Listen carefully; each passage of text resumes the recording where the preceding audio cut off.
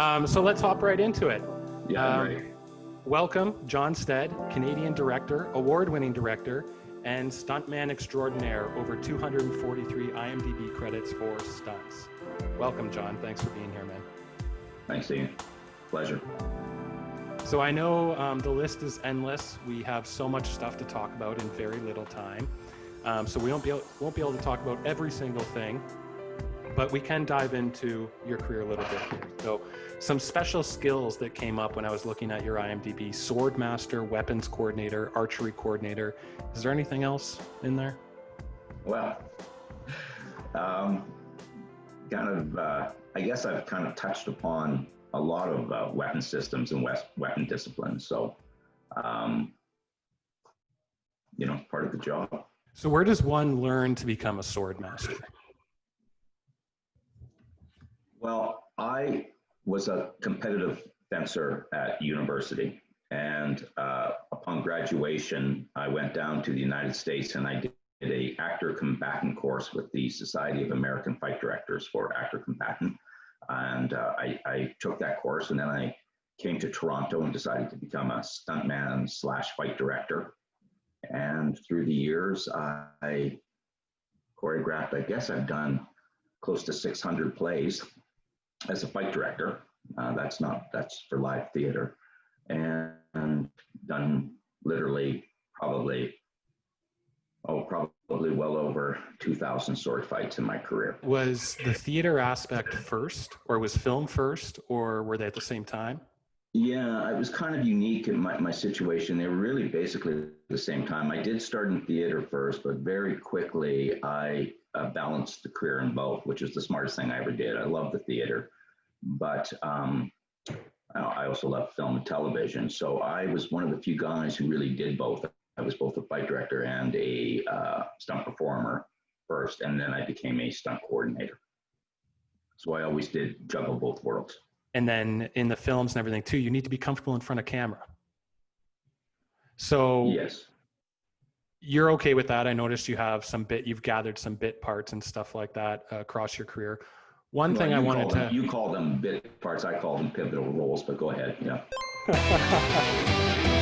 But that's also a nice thing too, because I do some of that. I go out as a hobby for commercials, and I can book some professional actor commercials and stuff like that too. That's one great thing about the industry. You do directing, second unit directing, stunts, acting. We can make all these different things work for us. Yeah, no, indeed. And I was obviously kidding. I have booked some parts, and in fact, I've actually booked a couple of principals in my time, but that's not really my comfort zone. Stunt performance is different than, full on, principal role. And even in the theater, I did start off as a quasi kind of actor. My first years at the Stratford Festival as part of the acting company, small roles. My primary job was most certainly as the fight director, and that's why I was brought there. But historically and traditionally, the fight director was always part of the acting company. And under David William, who was the artistic director who brought me to the Stratford Festival, I asked to not be part of the acting company and be strictly the fight director. And he was a wonderful guy and wonderful to me, agreed. And so I transitioned out of the acting company and became solely the fight director. Gotcha. The first time I kind of saw you do some acting as well was in Stage Fright in Perry Sound. You wore the opera, Haunting of the Opera costume or something. I kind of had a question here where do you find that even as performers, and we're comfortable in front of the camera, there's something freeing about being in front of the camera with a mask on or a cloak on? There's something, maybe you can give it a little bit more or something like that. Do you find that? Yeah, I suppose there's a certain element of, there's a layer between you and the audience. And so any hesitation you might feel, I suppose you have that buffer, if you will. So I did find it freeing, but I think that's also a reflection of my own inexperience in that realm, is what I would say. Okay, so what you are very experienced in is the stunts, stunt performing, stunt rigging, stunt coordinating. So expand for me a little bit, because this is very basic. So stunt rigging, the finer details. Correct me if I'm wrong, but my understanding of it is that, you know, there's wires or something like that. There's a team of people rigging the stunt for possibly one performer, possibly maybe two performers or a whole scene. Is it something along those lines? Yeah, and just to give a little bit more detail on that, it used to be traditionally, Toronto was quite unique in many ways insofar as we used to traditionally, stunt teams would ride FX rigs. So physical effects would build the rig and we stunt performers would ride them. We would perform on their wire rigs or their ratchets, those kind of things. And it was always FX who would support stunts. Very soon and early in my career, saw a transition where stunts coordinators and our department would rig for our membership.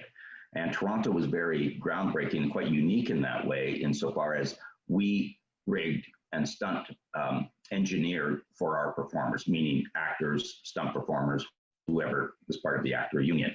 And you're right that it's a wire gag, a descender, a ratchet, any number of things where a person is assisted by rigging to move through space. And our stunt coordinators would do that. And then as things got busier and busier, you've seen a whole new realm open up, which is a category known as the stunt rigger. And there's some very, very good ones. Marco Bianco comes to mind first. He's genius and has a great big rigging team and a huge amount of equipment. He's one of the big and best of them, in my opinion. And there's a whole network of stunt riggers now and that specialize in almost solely do stunt rigging. That's really their bread and butter. And stunt coordinating. So to me, that seems like you're the guy kind of in charge of providing the team, maybe coming up with the setup for the scenario or the breakdown. You're overseeing the budgets, the safety, the performance. I imagine you as the coordinator. So you gather your team over the years. This is one thing I thought of. Injuries must come up so much. Yeah, I mean, you're right in your definition of the stunt coordinator, and depending on the show and your relationship with the producers and creative, you can take on a lot more or you can back up a little bit less. Some creative teams will literally write, and then there's a fight a la John Stead, you know, in the script, and they, you know, expect you to be creative, work with the director, or if I'm directing the scene myself, they'll, you know, and I'll just take it over and create that whole thing, block it, shoot it, design it, the whole 9 yards, train everybody. Other productions, less so. They'll detail the script out, very detailed notes. And I'll say, is this a template or is this something you'd like to follow fairly strictly? Rarely is it strictly followed, but every once in a while I'll say, no, you know, we really like this template. If you can follow it in that vein, every once in a while that does happen. Much more of the previous though, where it's a template and you kind of create the moments. The stunt coordinator job though is exactly as you described. You're responsible for the action. You're responsible to train all personnel for it, to make sure that you capture it on film. With regard to injuries, certainly that is within the realm of possibility. We do everything we can to avoid it, but it is stunts. And we're doing things that are inherently dangerous at times. You're so professional and you take it so seriously. And, but it's, to me, it reminded me of something like football. You're going to go out there and you're going to take a beating no matter how protective and smart and safe things are. That's why these guys have a week off in between games and they need that time to rest their body or whatever it is. Yeah, and that's a very interesting, Ian, that you make that analogy because I think it's quite accurate. It's, there's certain gags that you absolutely know are going to hurt, you know, and if you do it right, it doesn't kill you, right? But it's going to hurt. It's going to beat you up a little bit. And you know that going into it, you know, it's so funny. Some guys will say, hey, give me some vitamin A before I go. And what they're talking about is they want to pop a couple of Advils just before they go because to reduce the swelling that they know they're going to get when they land. You know, the nature of stunts has changed a lot and it's evolved over the years. Those hard cowboy days are really, I would say, and really at a reduced. It used to be kind of a given and a standard, hitting hard, hitting the ground hard. That's not the case as much anymore. And I mean, no disrespect to all those boys out there who are still hitting the ground hard, because I know they're out there. But it's become often a trickster industry, you know, finessing fights, those kind of things. Now, sure, hard hits, you know, because, you know, guys do something really tricky on camera. Guys are slamming hard into the ground. I get it. But I have noticed a shift from the real knockdown, brutal, hit the ground hard to more of a finessing industry. What comes to mind there is all the quick cutting in the James Bond and Bourne movies, where you maybe lose the stunts with the close-ups and the framing and the 200 cuts in about 5 seconds kind of thing. Yeah, and it's so funny because that's a tricky one, because there's times it's done. You know, the Bourne Legacy, for example, it comes to mind, where I think, you know, that fight down in the basement where he's taking on those security guards in the Philippines. I mean, it is so quick, done so well, so tightly shot. And yet there's one where I kind of lose, to a certain degree, I lost sight of the narrative of what exactly happened, but it was so well done and so well shot and so explosively performed. I loved it. So there's an example of it working really well. And believe me, I'm sure those guys hit the ground hard, you know, and it was really well shot, really well performed. But other times, I agree, less successful. When people try to shoot it that tight and that explosive, it's an art form, and you really, you know, by the performers, by the coordinator, by the choreography, editorially, there's a lot of things that go into making that successful, and it's not always done so. More and more, of course, you know, getting that big, wide shot and seeing action portrayed is less and less. I tell you, you know, talking about those wide shots, I did a movie called Ice Soldiers with Sterla. I worked on that with her, yeah. Yeah. And I remember Sterla said he wanted to shoot the fight. I wanted to shoot it in tight and close and, you know, quick cuts. And Sterla said, yeah, you know, John, and, you know, he's a gentleman, and I really loved working with him. He said, you know, that's not quite how I see it. I really see it big and wide and huge sky. And I just literally went, oh, I just didn't see it that way. But, you know, he's the director and he really saw it that way, and I supported it and I went for it. And, you know, I saw the cut of that thing and I went, wow, did I learn something today? Was he ever right? And it captured exactly what he was looking for. Huge, dark, gray sky, big, wide, epic shots. Beautiful. Beautiful. And so few guys shoot like that anymore. And it was just fantastic. This is the climactic fight scene at the end where they're on the airport strip, the landing strip. That's right. Yeah, I thought Sterla did a wonderful job of shooting that. And I really thoroughly enjoyed it. I mean, we still had gags, we had wire pulls, we had all that kind of stuff. We had those intimate moments, but he cut into the intimacy at the right time. Otherwise, he really stayed out wide. It was really a fantastic exercise for me. How many times have you been on a wire pull, taking a shotgun blast to the chest and flying through a wall or something like that? Have you had enough? Yeah. I've had many of those. Yeah. And they're fun, you know. I mean, there's times you finish going, look at, you know, there's times with certain stunts that, you know, you wish you're about to go and you wish you were doing anything else in the world for a living other than what you are about to do. You know, there's days like that. You know, but fear of what you're about to do, fear is a huge component of what we do. And it's a very important one. You know, fear, you have to maintain it, you have to control it, but fear sharpens you, fear focuses you. Fear is a very crucial, as I said, and important component of what we do. It's a good thing. You really don't know what you can take, your body can take, until you do it, you know. But no, I'm certainly not made of glass, and you're not made. I mean, none of us are made of glass, I think, and that's part of the joy of it. You discover that in this industry. So the thing I find interesting about yourself is you do all these things, but you're somewhat of a subdued, chill guy. You're not like this adrenaline junkie seeming on the outside anyways, maybe on the inside, but at least on the outside, you keep it pretty chill. I found through my experiences with you. Yeah, I mean, I try not to come in ramped up. That's just not my nature. I don't think it doesn't serve me or what I do for a living.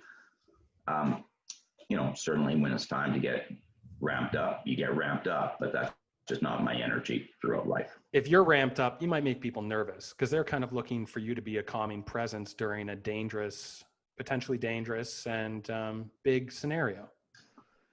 Yeah, I mean, and I think, and I'm not speaking about myself here. That's not when I say this. Some of the great, I look at some of the great, action guys. They don't come across, jacked up on Mountain Dew. They're very calm. There's a calming presence to them. They explain what's going to happen. They're confident. They forthright, but they're calm. And I try to take a page from that book. I think that's great because when I think of you guys and your team and stunt people in general, you're calling these people in. You guys almost kind of seem like SEAL Team 6 to me, to an extent, with all your guys' experience with everything and how you're doing this stuff in controlled chaos. And it's professional and dangerous and all that stuff. And that's what I imagine, like calling the SEAL Team 6. It's funny you say that because you've obviously been in the business a long time too, and that's great you use that term, controlled chaos. Isn't that a film set? The controlled chaos. And all those parts working together to get this thing. It's quite amazing. Film sets are really a micro study of exactly that controlled chaos. It's just amazing how we get things done, and all those gears and all those parts mesh. But a disciplined stunt team is important. I really believe that. I believe in I don't believe in a non-disciplined stunt team. I value that. I encourage that very much on my stunt floor. I saw you were an associate producer for Operation Avalanche. So that was a bit of a surprise because you're doing the stunt thing, you're working on the big blockbuster movies. I know you do your own, we'll get into your own directing and stuff like that, but Operation Avalanche seemed a bit left field. How did you become involved with those guys? Did you see their previous film and liked it, or what happened? Well, no, the producers, approached me and wanted some just some input, and it was all based. Most of the producing work is always based on having worked with producers before, and they just see a different side to me and wanted input that they thought I could help them with their films in any small capacity that I can. So it's always been based on previous relationships with producers. The same as my directing. It's been based on those relationships. I guess that sounds pretty simple because that's whole industry is based that way. But it's I don't get a lot of directing work and producing work cold called. It's not like people I've never worked with call me out of the blue. It's usually based out of relationships that I've had with previous producers. Kind of goes back to what we were saying before, where it's we do so many different things in the industry, like writing, directing, acting, producing, whatever anybody wants to do. I know it works because you're already there on set, say as a stuntman, and then they know that they have to do a second unit scene that involves, and say someone of your experience, they're like, well, just give it to John. He's already here. We don't need to find someone else, blah, blah, blah. Like, it's a good extra thing for you to have, for them to have. It works for everyone, I think, those kind of things. Absolutely. And you're right. And that's often how it falls together too. You're absolutely right. Exactly. I'll be on a project and they'll say, oh, there's a second unit up. Okay, John will shoot that. And it's almost a matter of fact thing. So yeah, a lot of work comes that way. And I've shot, a huge volume of action on second unit. And it's interesting. You said, something you said, Ian, is it's funny about how we all cross over now, we move back and forth through different disciplines within our industry. That was not always as easy to do. It's funny, especially from stunts to directing, with the success of certain guys, moving from stunts to directing now, it's much more, people view that transition much easier, but that wasn't always the case. So I think transitioning between the different fields now is actually easier than it was in the past.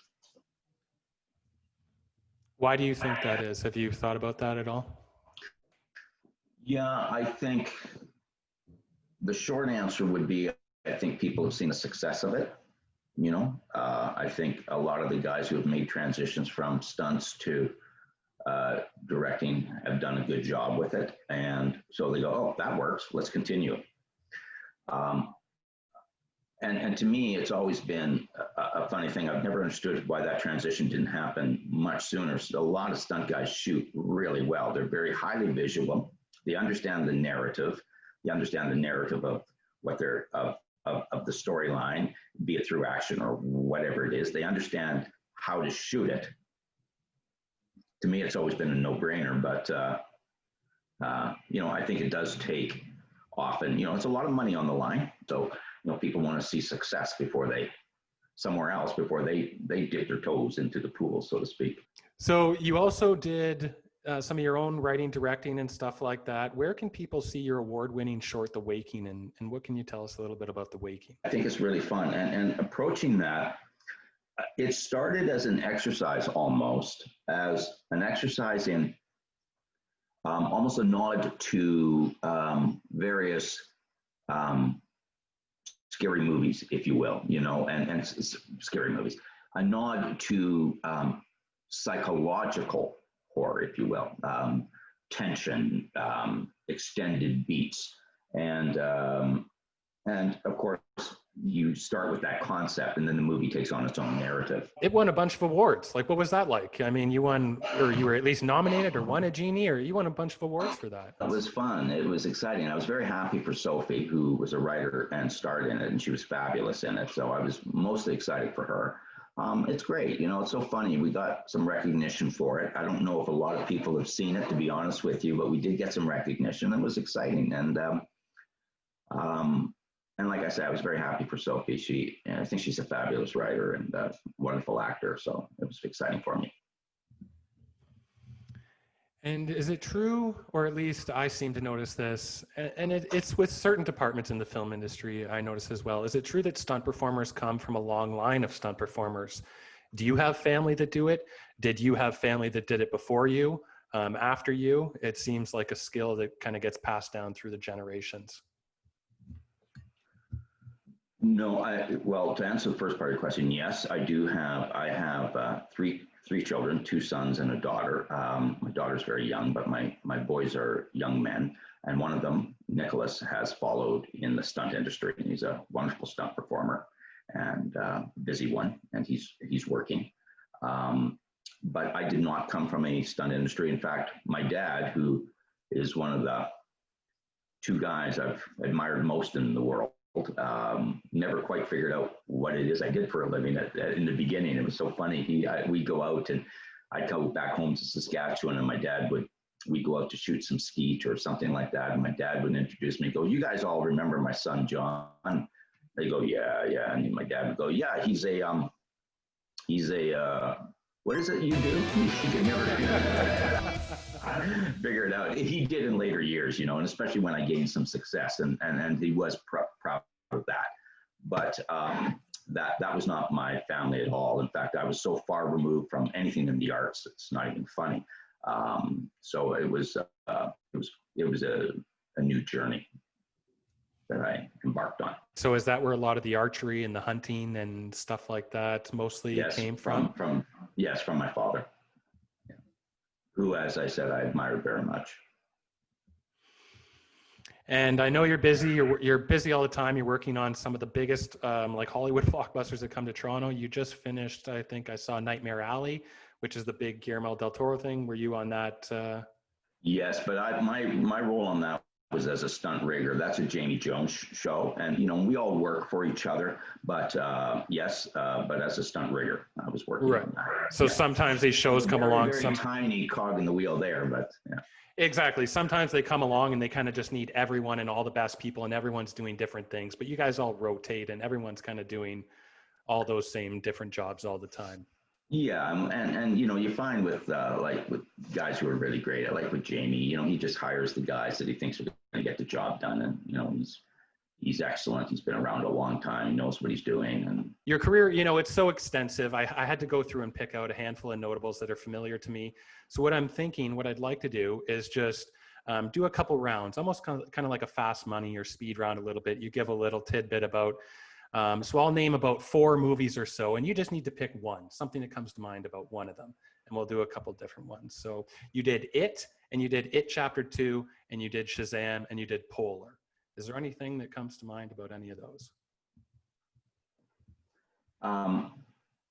Yeah, I mean, Shazam was fun because I was a stunt actor and on a bus that was getting descended for a couple of weeks. It was a really a fun project with a group of really talented stunt performers, and you know, some really fun gags. Alan King getting descended down, smacking into the windshield. I mean, and we were hanging, you know, vertical in a bus for a couple of weeks, but and almost all of it on second unit, on the action unit. In fact, I don't think I ever. No, I didn't. No, I never did get to main unit. All of the bus slide, all of that stuff was all done on second unit. And really, Larry Lamb was the coordinator and did a great job. We had wonderful time, wonderful performers, very talented group of people. I think something that people don't really comprehend or understand maybe is that on these bigger shows you have so much time for these smaller scenes, whereas if you're making this indie feature, it's like you got to shoot that scene in a day or two and make it work. Absolutely. I mean, if it was, you know, a lot of, you know, episodically or on a small indie, it's going to be shot in a day, and we did spend a couple of weeks on it. Yeah. And you know, and it shows. You know, that's the thing. Yeah. The Freshman, one of your first sets, one of your first feature film sets, it looked like. It seemed like you've been maybe doing movies and TV movies and stuff. This would probably be a huge step up for you at the time. Marlon Brando, Matthew Broderick, a big feature film.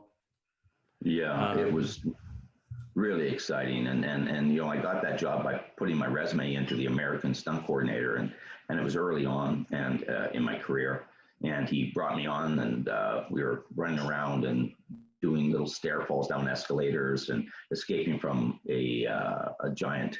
It wasn't a Komodo dragon. It was a monitor lizard, I believe. But anyway, large lizard running around in a shopping mall. But a great time. It was so exciting for me. I remember that with great fondness. I think one of the most exciting gags I ever did was for Ted Hanlon on a show I was the lead double for, Tech War. It was, anyway, myself, I was doubling Jake, and I was partnered with, the other stuntman was Roy Anderson. And we were in the third floor, we were on the third floor of a building, and it set on fire. So the whole room's on fire behind us. And we had to leap out of this tiny window and catch a rope, which was 12 feet away.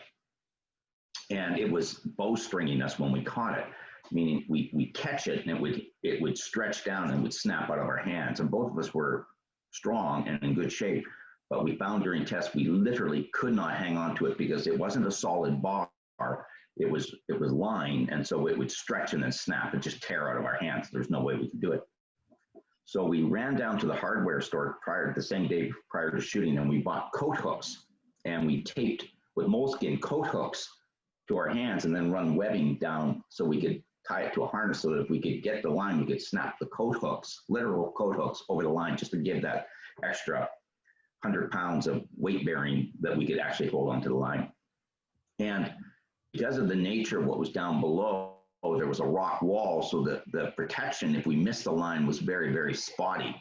And so you really literally had to catch the line. I remember sitting beside Roy, who kept saying to me, you do the count.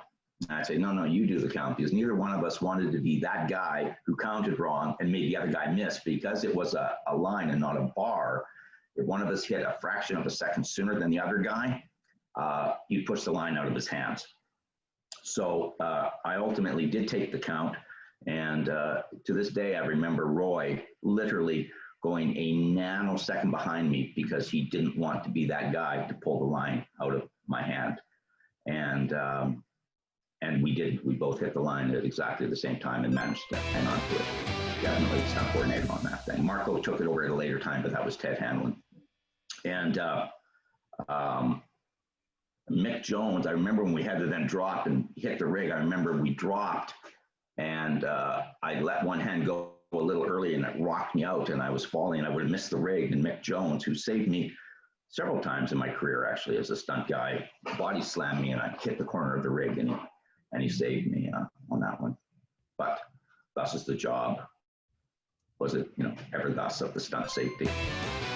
Great experience on a film set was beyond reality, again with Ted Hanlon, who hired me. I was the fight director at Stratford, and he hired me to double this guy to do a sword fight and for a character. And I supplied the sword fighters, and he gave us stunt credits, and he had a stunt guy there to do the high fall for me at the end of the fight.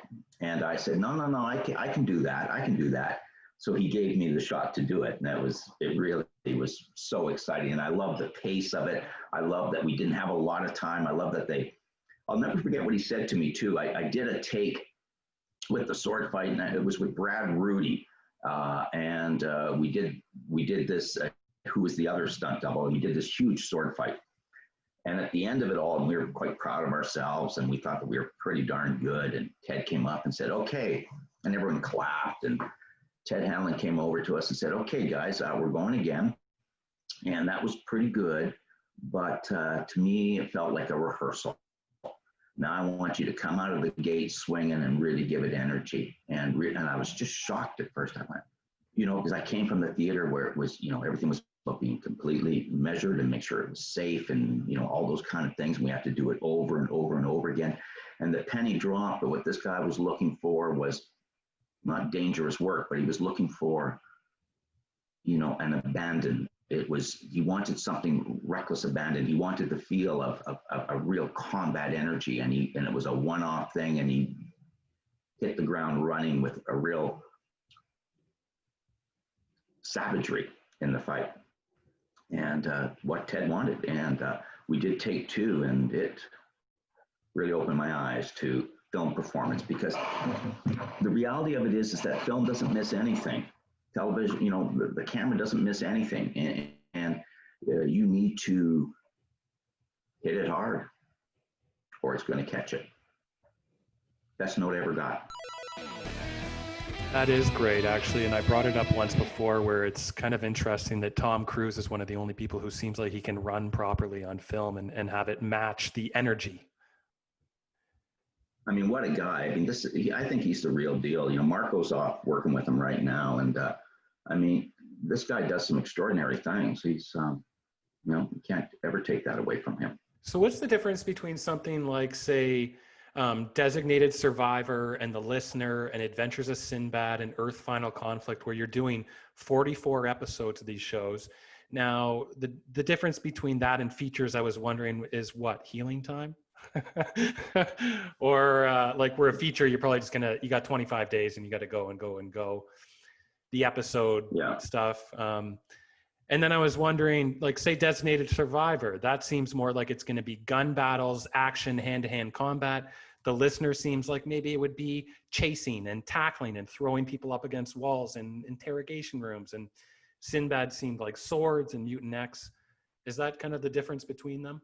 Subtle differences like that? And yes, absolutely. No, you're right. There's a different, there's a different sensibility to each of the shows, and a different style of action for each of the shows, and a different look for all of the shows, and a different budget for all of the shows, be it, and how much time you're allowed to have for each of these moments. And surprisingly, in some low budget shows, we've created some really kind of great action because, waste not, want not. I mean, every single frame is important because you don't get a lot of takes. You don't get a lot of chance. So you really plan the heck out of it. You get the best performers you possibly can. And I've been fortunate to work with, stunt performers are incredible people. The men and women I've had the opportunity to work with, just fantastic, the talent level. But, low budget doesn't necessarily mean bad work. It just means you have to really, really, really, really be planned and organized coming in. And in fact, I find sometimes when I get onto a bigger feature, it's interesting because I have to remind myself, we don't have to shoot this in a day. We've got 2 or 3 days. We've got some time to do this. It can be a mistake to not exploit that extra time, exploit it properly, but to exploit that extra time to get all the details and the nuance and the bigger shots. And that's really the thing with features is that you're allowed to, with the bigger budgets, you're allowed to open the frames up a little bit more and put more detail into that frame to make it all look exactly right. You have the time to do it. You know, there's an old adage on second unit that I kind of live by. If something's in your shot, change your shot. Whereas on the big features, you don't have to do that. You can wait until it's right and the conditions are correct and you have all the elements and then you shoot it.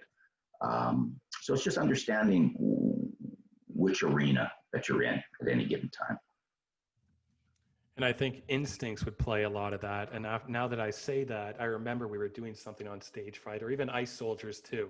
And you're just the type of guy, I remember you being like, rain, or so you knew rain was coming, or so, you just like smelt it. And I was like, this fucking guy.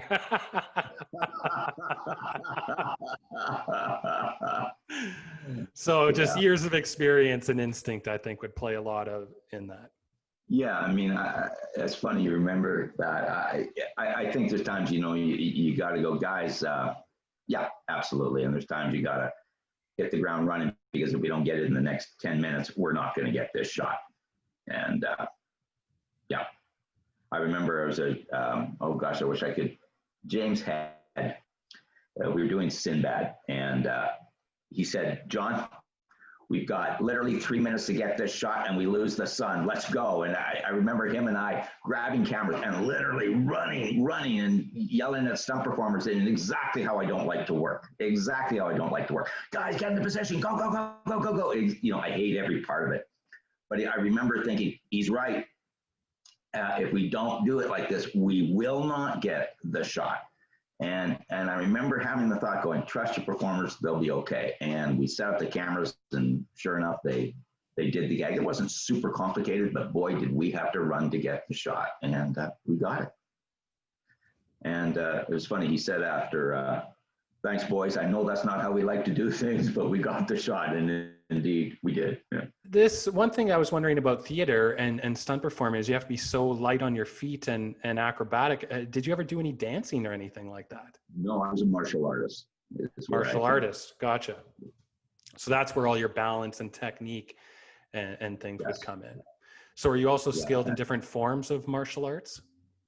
Well, I started, I mean, my second hero, my first was my dad. My second was my karate instructor, Dwight Shear. And he was, I started, I mean, I moved on to different instructors through the years, of course. But who started me in it was Dwight Shear in Saskatoon, Saskatchewan. And it was a mixed form. I guess if I had to, and Dwight always referred to it that way, it's a real collective of a collection of different disciplines. It probably had its roots most strongly in, I hope Dwight doesn't like cringe when I say this, but probably Shotokan would be the closest to it. But had a lot of strong boxing elements, had a lot of different elements. He was a wonderful martial artist and a wonderful teacher. And speaking of that, it's kind of a nice segue because you also do teaching in your own right. So you worked with every professional theater company, Stratford Festival, Shaw Festival. You taught at Conservatory, University of Toronto and Humber. You're a master instructor emeritus with Academy of Dramatic Combat. So obviously you like giving back and going and speaking about these things and giving people insight. Yeah, I do. And, you know, you don't get rich teaching, that's for sure. I mean, it's, and I do think it's an important part of it. And the most important part of it is preparing people for real world industry. And I think there's some wonderful instructors out there. But I do think it's important for working professionals to teach because, as opposed to just professional teachers, because they actually have a, not all,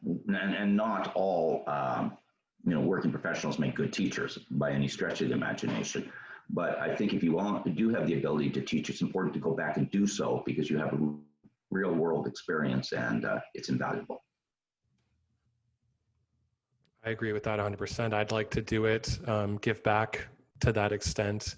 And because to what you said, I didn't learn too much in college in film production. I didn't learn until I got out and got my hands on things, the hands-on experience, the practical learning through it, in it kind of thing, you know? Yeah. So like you said, bringing in these people who do have that hands-on experience, as opposed to people who, you know, they're still qualified in their other ways for theory or whatever else, or to be there teaching full time, but maybe they don't have that, or maybe they only had a little bit of it or something like that.